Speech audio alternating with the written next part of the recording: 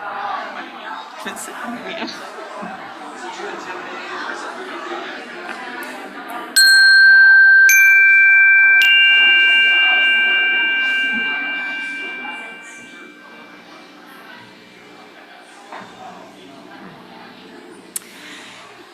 morning, everyone. I can tell you're excited to be together this morning. Welcome to the home of Unitarian Universalism in Central Washington. My name is Rita Salama, and I'm the celebrant for today's service. I also serve on the CUUF board, the worship team, and a few other things. It's a lot of fun and very rewarding to volunteer here, so I encourage you to get involved. At CUUF, we welcome every person of goodwill, just as you are. However you get around, whomever you love, whatever body you inhabit, whatever your age or your ethnicity, and whether in person or on Zoom, you are welcome here. If you are a visitor this morning, we are especially glad that you are here. We invite everyone for a social hour after the service, both in person or virtually. And now let's turn to face the camera at the back of the room and say hello to our friends on Zoom. Hello, everyone. And then look around and greet the people around you, especially if it's somebody you don't know.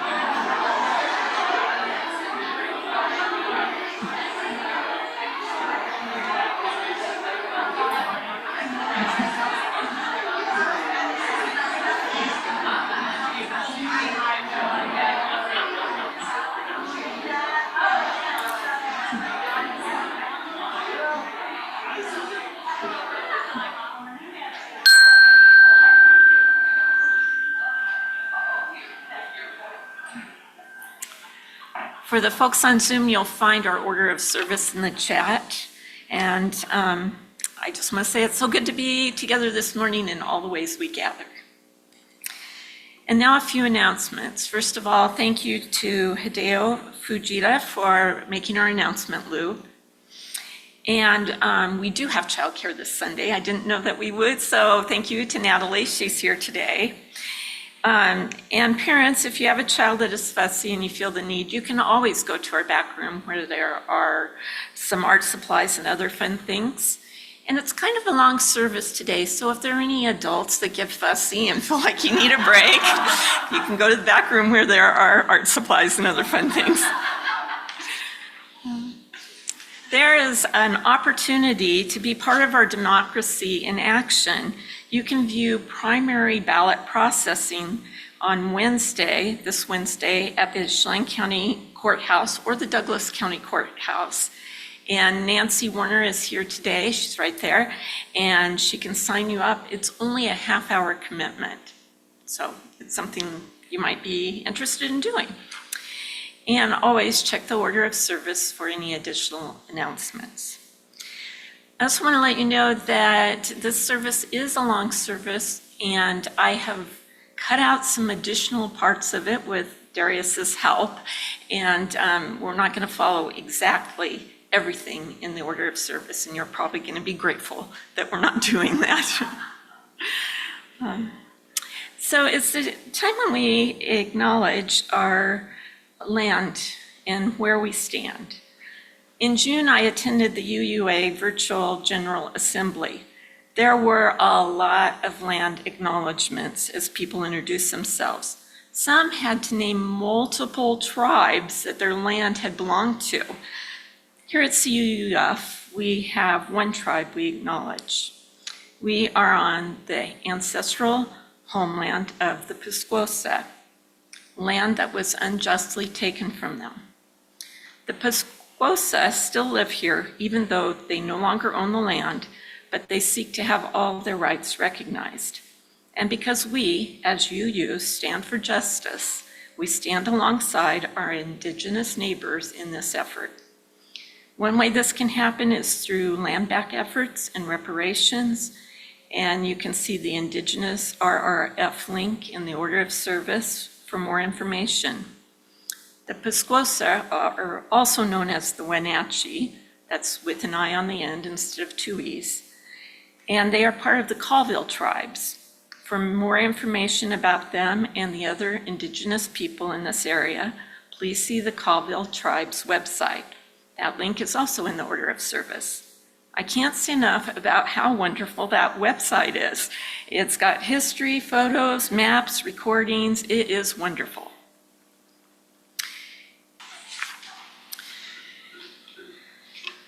Today's service is a video watch party interwoven with our own elements of worship.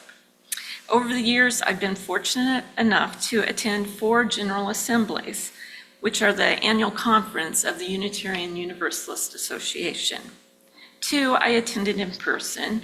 1 was a hybrid assembly, which I attended virtually, and this year it was entirely virtual. Regardless of the way I attended, I wouldn't have missed the Sunday worship services. I love seeing and hearing from other ministers in our denomination. They're usually the rock stars of the denomination. And you can hear some really great music. This year was no different. I hope you enjoy the service as much as I did. So as I said, some parts have been edited out, and you're always welcome, though, to go to UUA.org and see the whole service online. All right.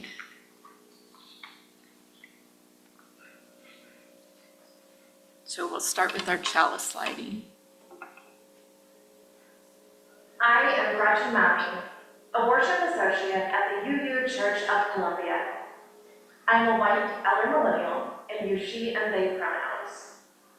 I have short, blue-streaked brown hair, am wearing a black blazer over a blue and black abstract patterned blouse, am holding a blue blind cane, and I am joined by members of our congregation to light our chalice, the symbol of our faith in the cup of community that holds us tenderly, and the bright flame of spirit that connects us inextricably.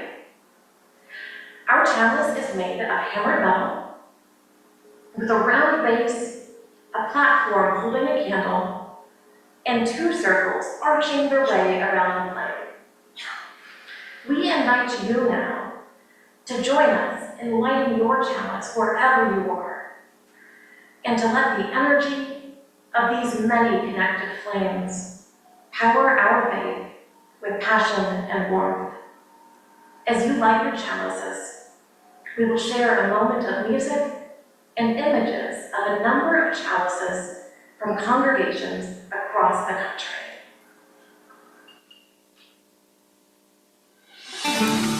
And we'll light our chalice now, if you can join me in the chalice lighting words that are in your order of service.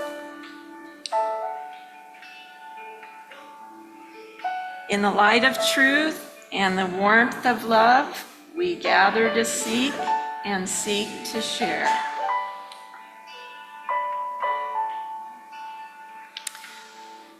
I also should have let you know there's lots of descriptions, and those are purposeful for people that are visually impaired.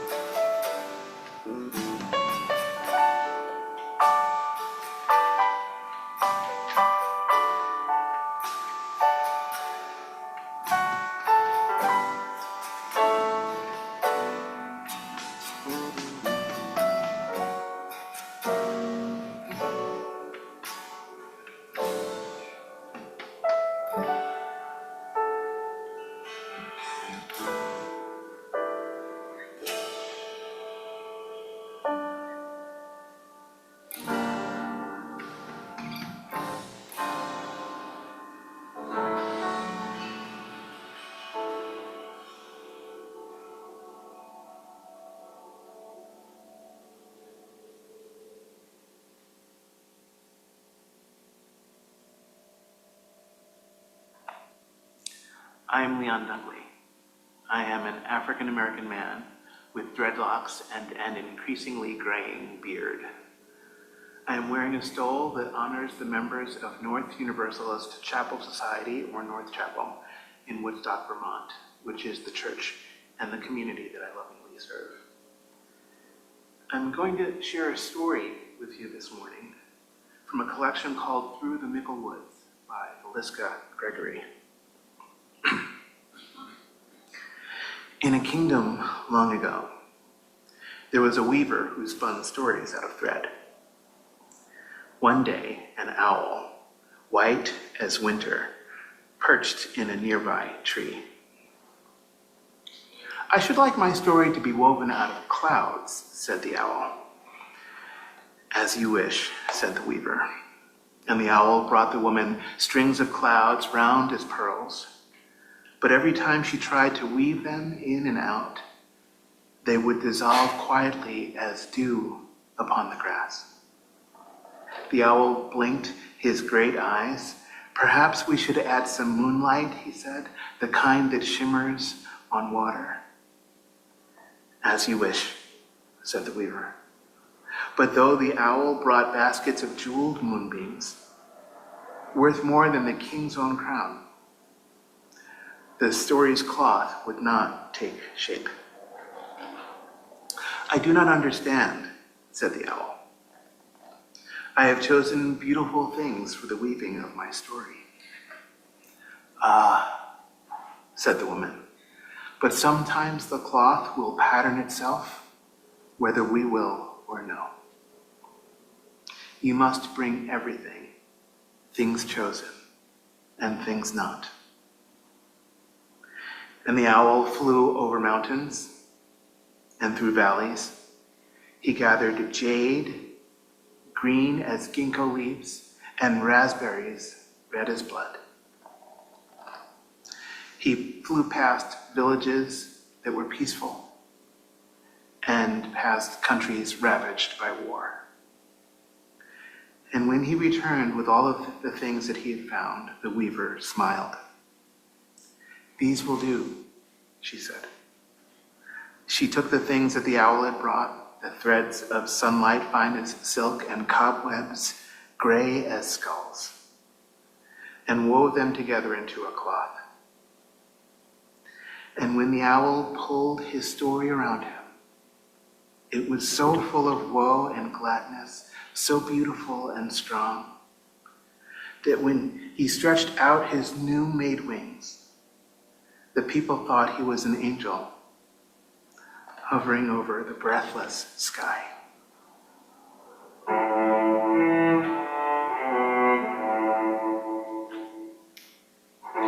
If you're sitting next to the aisle, if you could stand and make the arch so Claudia can go through. We won't be singing because there will be music that will be coming on. And if there are any adults that want to go through it, you can as well.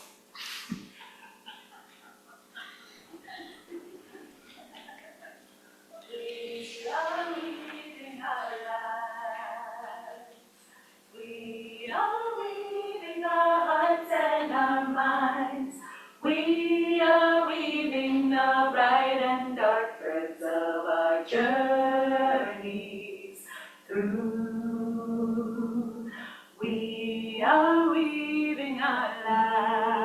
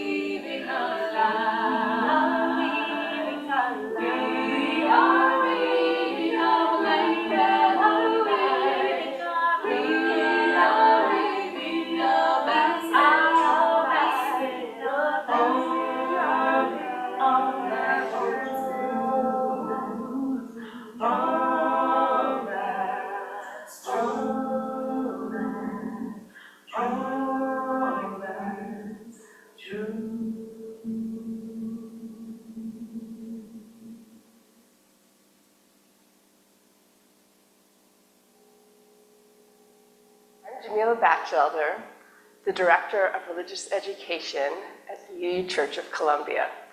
I'm a 46-year-old white woman with lots of wavy dark blonde hair, and I am wearing a Art Nouveau print wrap dress in shades of turquoise, aqua, black, and gray. My name is Violet Bonner. I'm the Director of Music Ministry here at the UU Church of Columbia. I'm a 30-something white woman with short, blondish, brownish hair, wearing gold glasses, and also I've got an Art Nouveau style handkerchief I'm wearing with a white shirt. And together we are going to lead you in a moment of centering, as we do each week here in our congregation.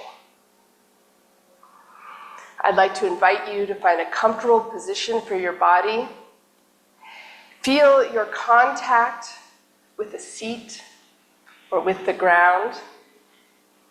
And take a moment to bring your attention to the steady rhythm of your breath, in and out, for a moment finding your center.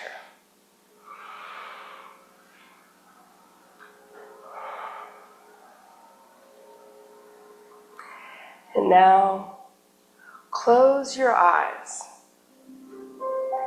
and try to imagine the threads that are being woven into this story of your life.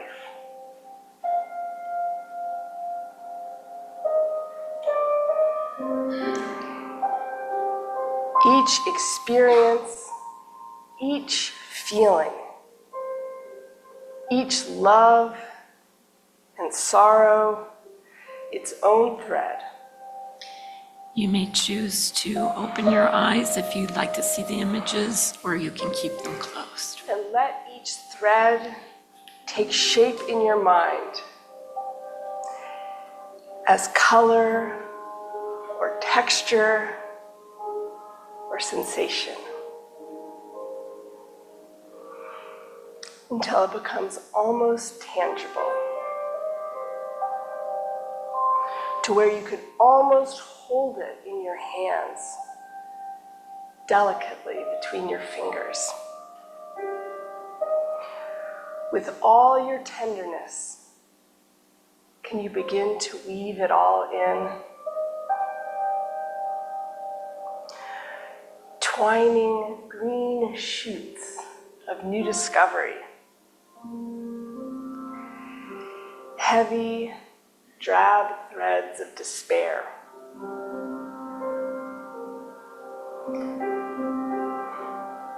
The sparkling sunlight of unexpected joy. The red, hot threads of anguish.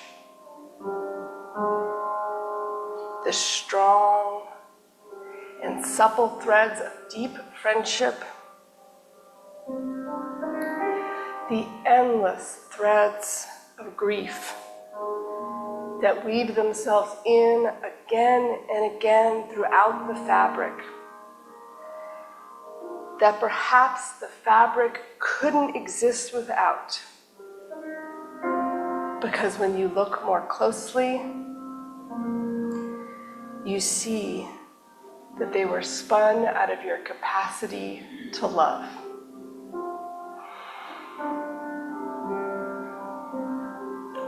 What is weaving itself into your story? What makes the fabric strong? What makes it vibrant? What gives it poignancy?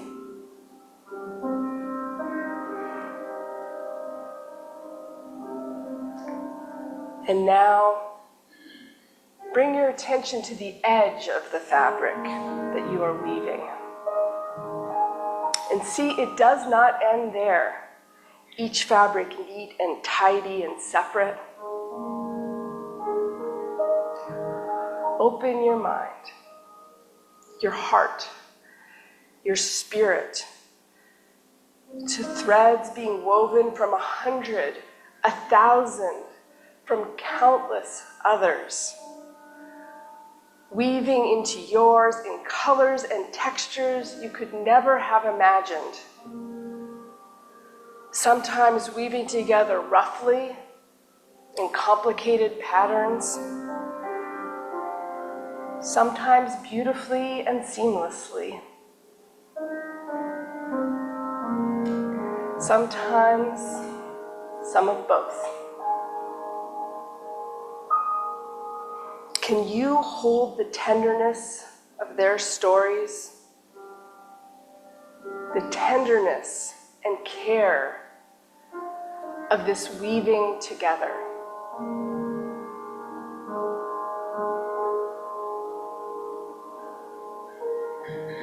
Can you sit here silently a moment longer in tenderness,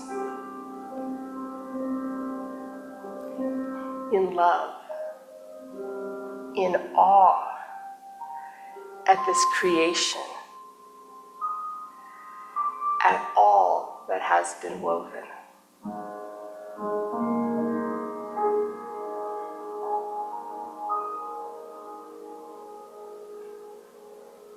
We are weaving our lives. Won't you sing with me?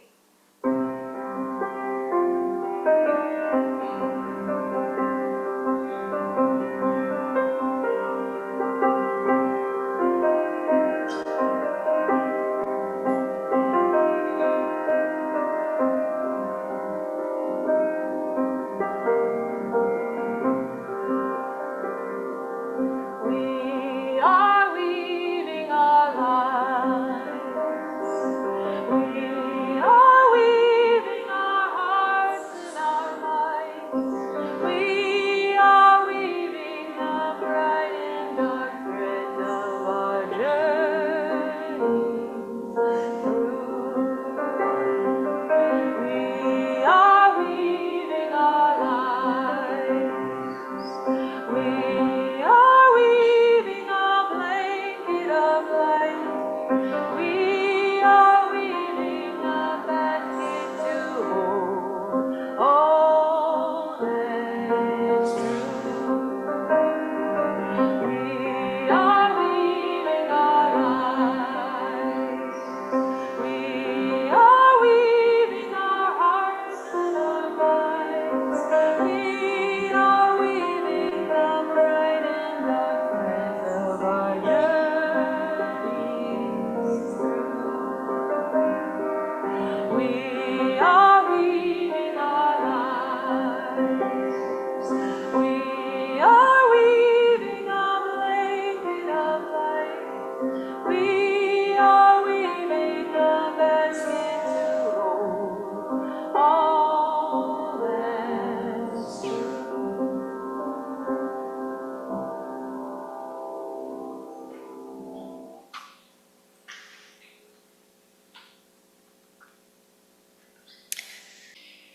And now during the hymn, you are welcome to come up and light a candle in silence if you would like. And we'll stay seated, but please sing along.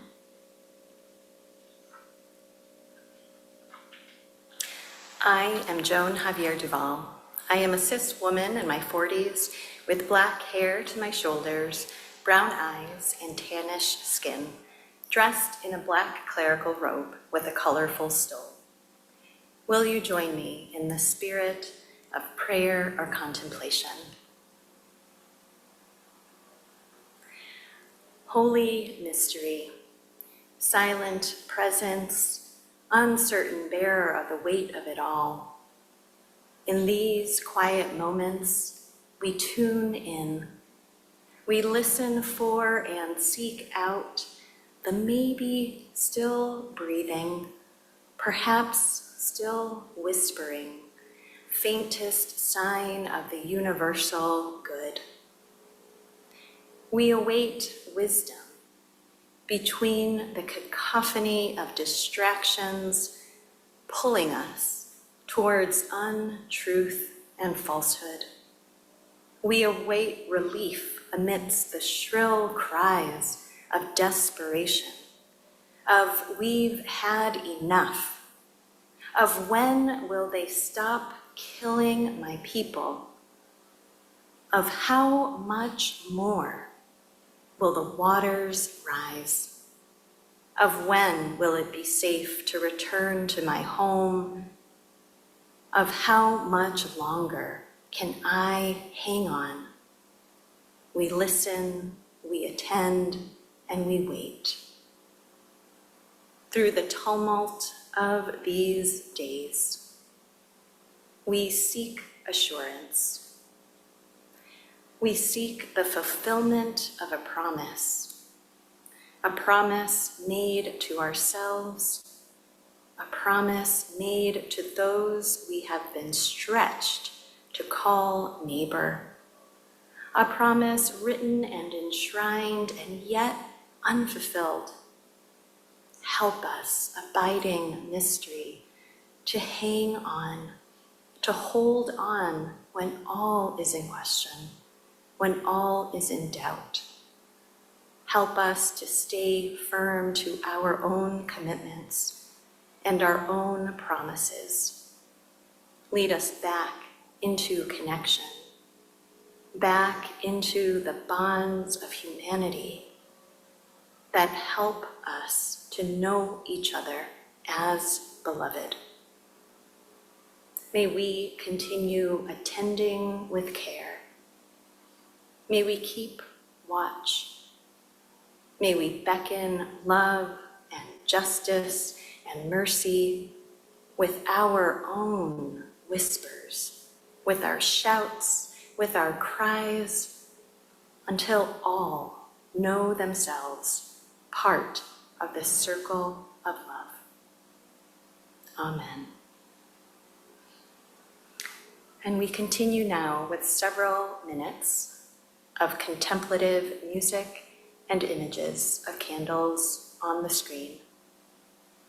You may wish to share your congregation's usual rituals of prayer or joys and sorrows during this time by pausing the video.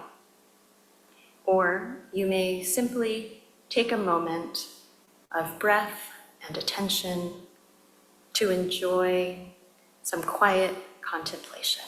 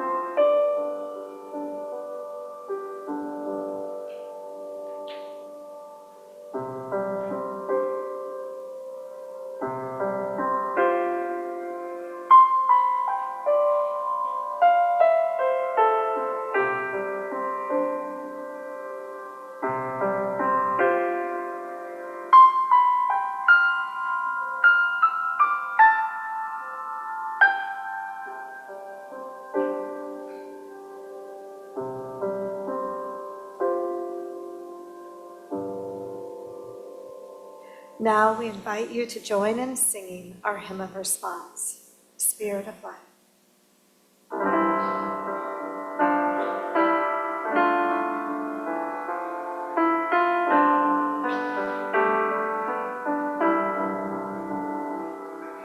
Spirit of life, come unto me. Sing not all the stirrings of compassion, blow in the winds, rise in the stream, roll in the hand, living like the shape of justice. God's only cause, we're setting free. Spirit of God, come to me, come to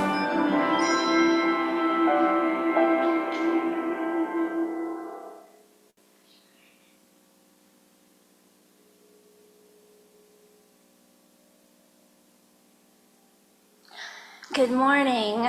I'm Reverend Jordan Nelson Long, a white woman with chin-length brown hair, and I am standing in a white wooden pulpit at our congregation, First Parish, Needham, Massachusetts, on which note Reverend Molly, your intern congregation of long ago, sends its greetings. We are indeed held by threads woven fine. Our reading this morning is by the poet Jean Lohman, Shaking the Tree. Vine and branch, we're connected in this world of sound and echo, figure and shadow, the leaves contingent, roots pushing against earth. An apple belongs to itself, to stem and tree, to air that claims it, then ground. Connections balance. Each motion changes another. Precarious, hanging together. We don't know what our lives support. And we touch in the least shift of breathing. Each holy thing is borrowed. Everything depends.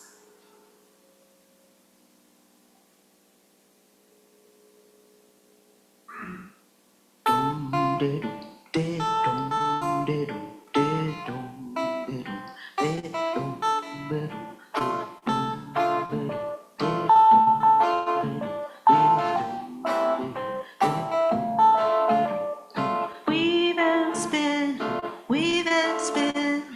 This is how our work begins. Mend and heal, mend and heal. Take the dream and make it real.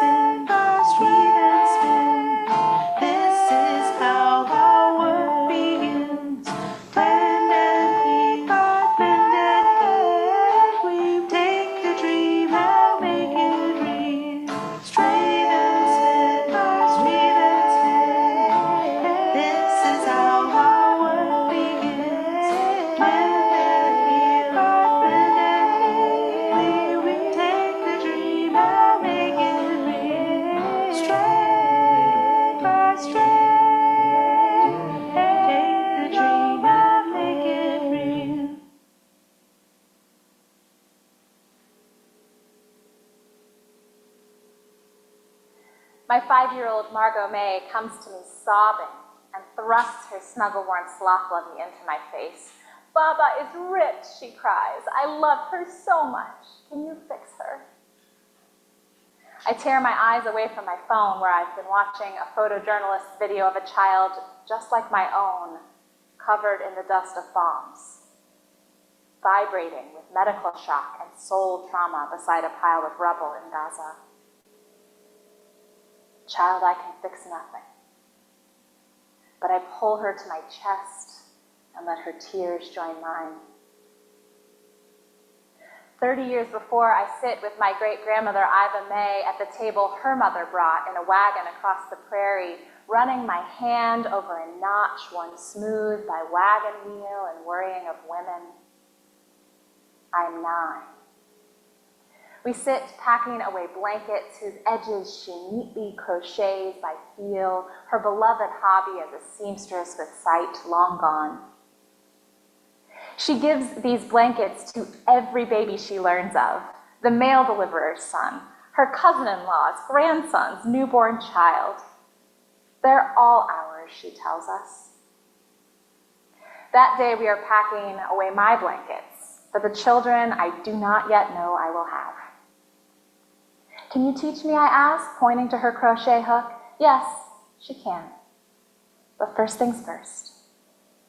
Before we learn to weave, we learn to mend. She brings out a needle and thread, a torn old rag. I cut the string, thread the needle, tie the knot, learn the simplest looping stitch. By this, the world is sustained. Just this thread, just this lesson. First, we learn to mend. Now, my daughter calms herself in my arms. More truthfully, we calm each other.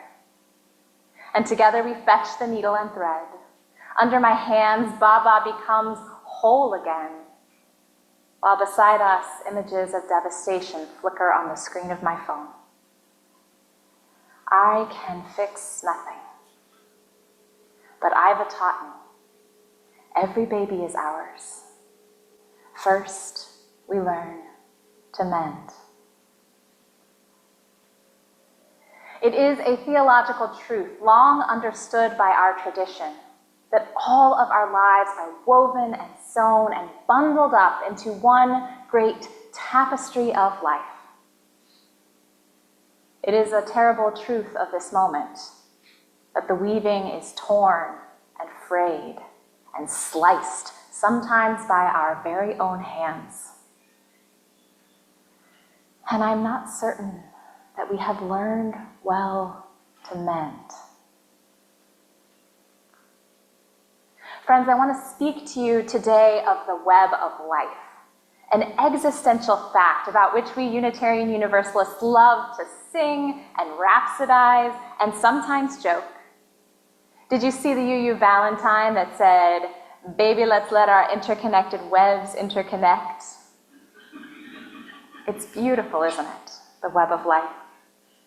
Sparkling with dew like jewels at every join. All the ways we are connected, accompanied, and so deeply held across all of time and all of space. The depth of our interdependence means that you are the dancer showing something true about love in the shape of her arm, and in the painting glowing with impossibly captured light. It means there is something of you in the way a rose unfurls, something of you in the engineers that found a way to reach the stars, and something of you in the stars. All of life is woven thick, and that means we are each reflected in poetry and in prayer, in science and in every silence. We are echoed in the ocean waves and found in the deep. How beautiful. You could almost forget, couldn't you, that a spider's web is also the tool of a predator, that a web is sure death for the fly, Our connections are sticky, and sometimes they are terrible. We are in the rot as much as the roses. And there is something of us in the avarice of the billionaire who hoards 10 lifetimes of security while everyone else teeters at the brink of disaster. And we are not separate from the old boy sneering with racist slurs and a powerful need to be better, to make others less. Or from the casual, vast cruelty of the truly powerful. We are not separate. And for me, there's this. My great-grandmother, Iva May, who crocheted countless soft blankets to hold new life. She also upholstered the plane that destroyed Hiroshima. How do I hold both of those things so tenderly? Our connection is a soothing balm, but it is also in those bombs. Every baby is ours, and so is every harm. The tapestry of our lives is thick, woven, warped and weft of love and pain. It is beautiful and it is awful. Our interdependence is sustaining and threatening. God, sometimes I wish it was just one or the other. Our whole culture is set up to tell us it's only ever one or the other. My survival brain would really like it to just be one or the other so I would know how to act. All of us sometimes behave like it's only one or the other, like we're all saved or all damned, all good or all bad. Like we could cut away the harm and have only the love. I know I've wished it for my family tree. To trim off the branches of shame and only let the good stuff remain, perfectly formed, all blessed, wholly uncorrupted. I've wished it. And how could I not? It's in our faith to pursue that moral perfection. Our great grand forefather, William Ellery Channing, told us that we could, that we should grow in likeness to God.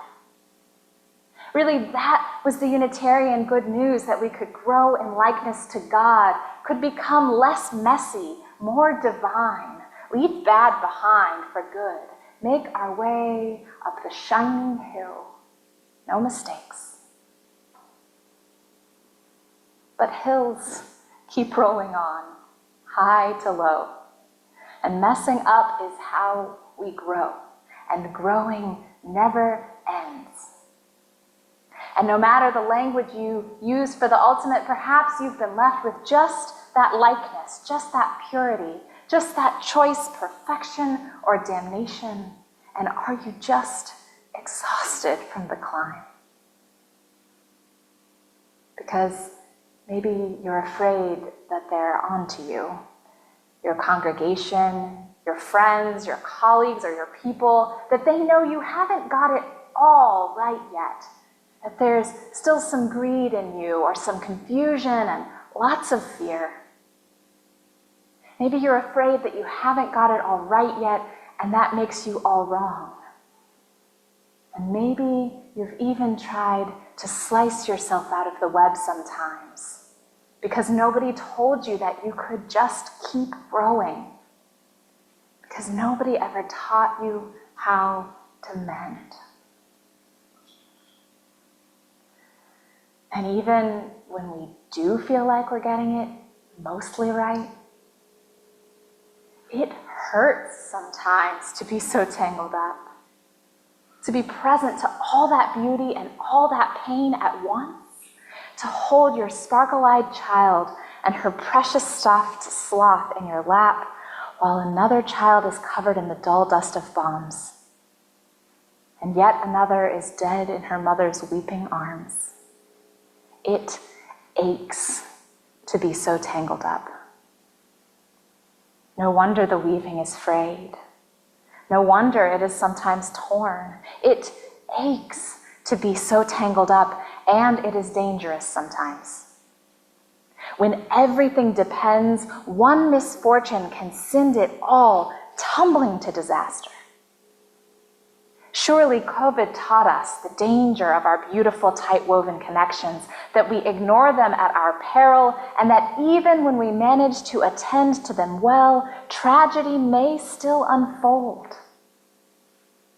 Tangled up in the web of life, so much depends upon forces over which we have no control, forces we may never even witness or understand. We are at each other's mercy, and not all of us are merciful. The poet Jean Lohman writes, "Precarious, hanging together, we don't know what our lives support, and we touch in the least shift of breathing. Each holy thing is borrowed. Everything depends." Our interdependence sustains us. And because it sustains us, it also makes us so vulnerable to one another. There is no outright safety to be had in the web of life. There never was. It is dangerous to be so tangled up, and it aches. No wonder the weaving is frayed. No wonder it is sometimes torn. And the call of our faith, the call of our faith is to respond to these tangled realities all at once. The sustenance and the danger, the holding and the teetering, the beauty and the pain. We really don't like to feel that second part.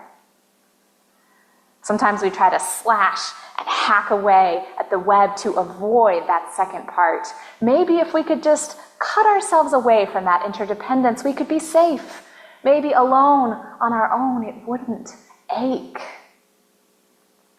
If I don't rely on you, I could be sure I was okay. And if I leave first, they can't kick me out. And if I distance myself from your mistakes, I won't get kicked out too. And I'll never have to reckon with the shame of things I used to do before I knew. So slash and hack and tug away. And the power hoarders and the supremacy systems and the forces of empire, well, they are standing by, sharpening their knives. They're whispering to us that we don't have to depend, and that the cost of our separation, well, it would only be the parts of us that hurt in the first place. All we have to do is cut out the warp of the weaving, slice away the pain and fears, cut out the anger and the longing. That doesn't sound like such a bad deal, does it? Until the weaving won't hold, because we aren't whole. Until it all begins to unravel and our humanity leaves us too. And the weft of joy that cannot stay without the warp of sorrow. And the weft of love that does not exist without the warp of loss. Our lives must have them all. And not just our lives, life on earth must have it all. Every strand, every warp and weft. Yes, it aches to be so tangled up. Yes, it is dangerous sometimes. And yes, empire is standing ready with a knife, inviting you to cut your way free of the web. Don't. You must stay. You must stay woven in. Everything depends on us all staying woven in, on us each learning to mend. Everything depends. And any separation we might win would be an illusion anyhow. Interdependence is beautiful and it is terrible, but more than that, it is. Our entanglement comes from living in a universe of bouncing atoms and growing life and exploding stars. We cannot escape it if we try, and we harm it when we try. We harm it when we try. So what if instead we hold on tighter to each other, and so embraced we learn to abide, to weave all of life whole, to reknit unjust entanglements into more just ones, to mend the places we've torn in our desperation to escape where the weaving's been worn. What if we turn back to each other and refuse to turn away, even when the bombs break our hearts, even when one more loss will unravel us? What if we tangle our fingers up together on purpose and cup this delicate web in our hands and tenderly mend every tear? And what if every join in the weaving is where the power lies that will make us all free, tangled up in mutual thriving?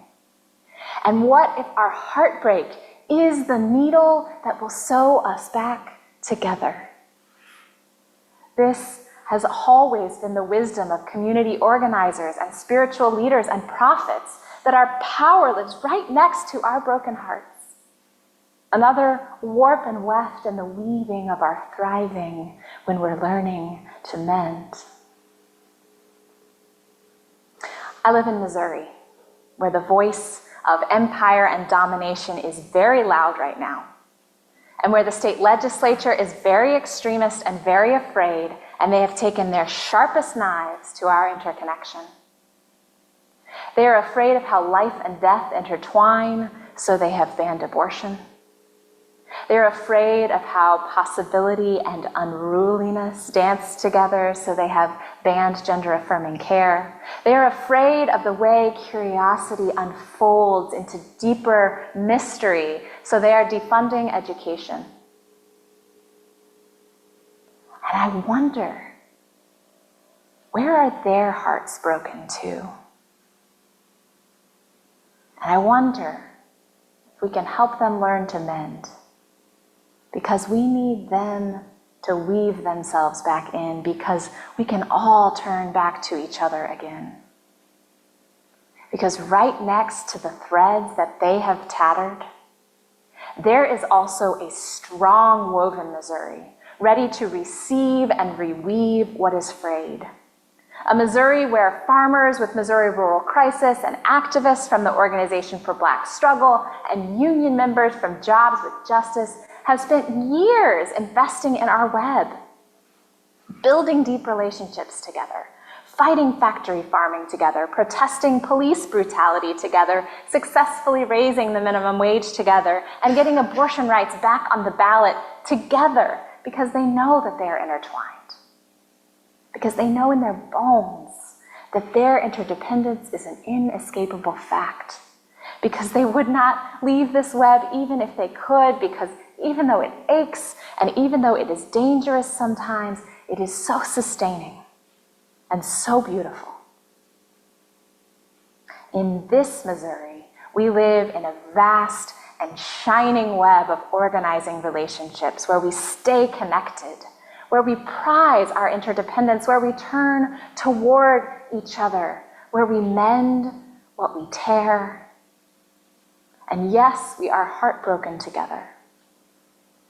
And there we find our power. I hope you have a web like that too, in your community, in your congregation, in your beautiful family of choice. I hope you are weaving a beautiful web like that, where we already know that love and loss are intertwined. And because we've accepted that tender truth, the power of our care cannot be stopped. And this too is the promise of our faith, that when we accept the tender truth of our aching, dangerous, sustaining connection, the power of our care cannot be stopped. We UUs know the whole woven web, joy and sorrow, hope and despair, and at our best we are rooted in it, and we are sustained by it, and there is nothing woven that we need to fear, because we are learning to mend. because we are willing to cry and rage together and dance and rejoice together.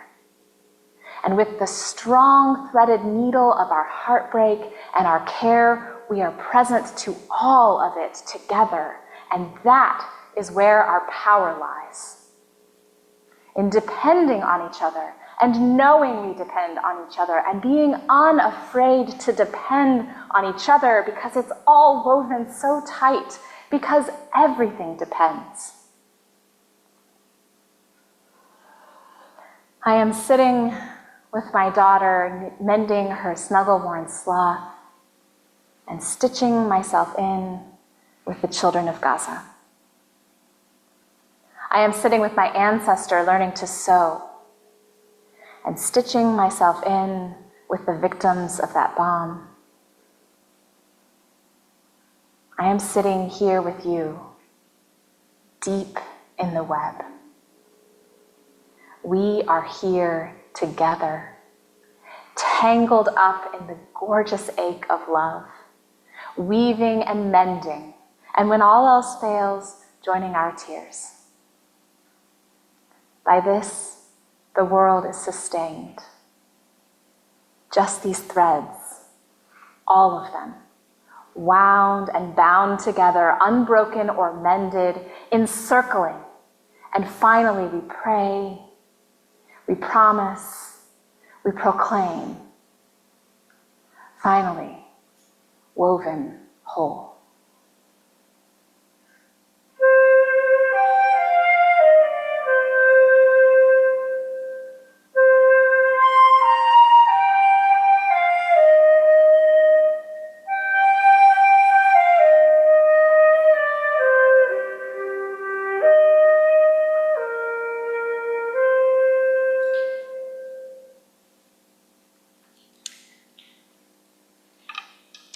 Please stand in body or spirit, and we will sing Circle Round for Freedom.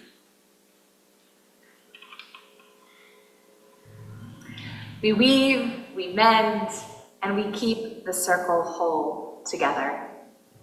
As we pass this yarn ball around the country to UU congregations all over the United States, will you join us in singing Circle Round for Freedom?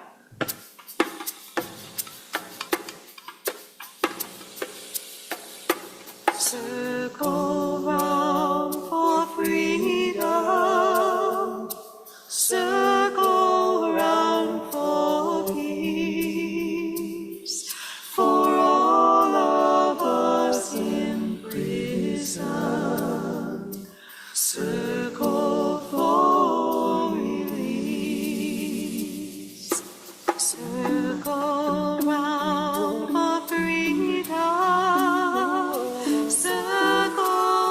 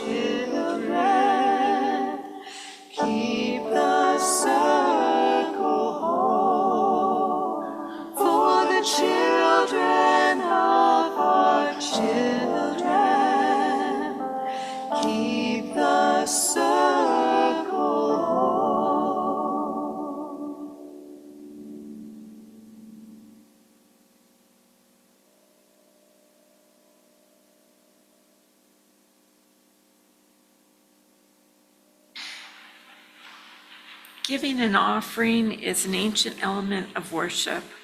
Regardless of the amount, it is a spiritual practice of gratitude and generosity. It is also a way to support CUUF, our beloved community. We will now collect the offering, and you can enjoy the images on the screen.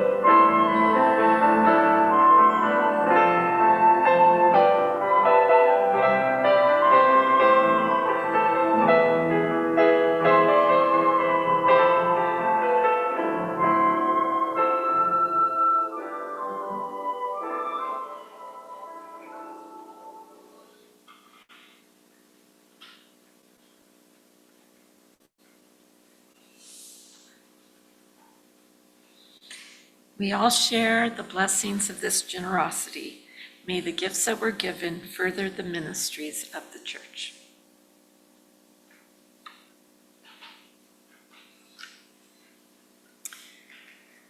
And now our words of benediction are by the Reverend Dr. Molly Housh Gordon. By this, the world is sustained. Just these threads, all of them. All of us, woven together, learning to mend, keeping the circle whole. Go in blessing, UUs, and be a blessing to a world that needs our care. And now we'll extinguish our chalice. Please join me in saying the words printed in your order of service. We extinguish this flame, but not the light of truth, the warmth of community, or the fire of commitment. These we carry in our hearts until we are together again. Now let's form our circle and sing our closing song.